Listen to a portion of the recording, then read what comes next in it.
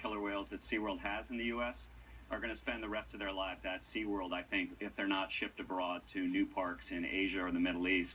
The big change, if SeaWorld ever says that they're going to stop captive breeding, that's when we know that they're really giving up on the whole idea of killer whale captivity and killer whale entertainment. And I think that's what people are really waiting for, to see whether SeaWorld agrees to do that at some point under public pressure.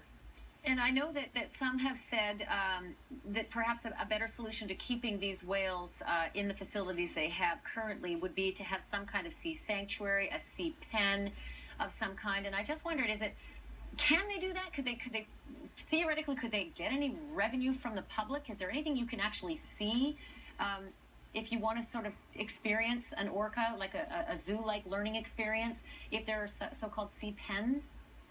Well, I think in theory they could do that. Finding the right sites and organizing the permits would be a challenge.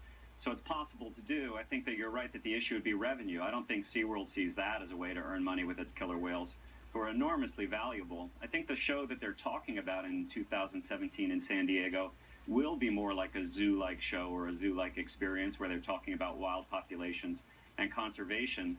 But for the killer whales themselves, obviously that's not a big change in their experience. And for people who don't believe killer whales should be in swimming pools or big tanks, they're not going to stop putting pressure on SeaWorld to completely change the model and get rid of killer whales altogether. Tim, thanks for being with us. Appreciate talking to you.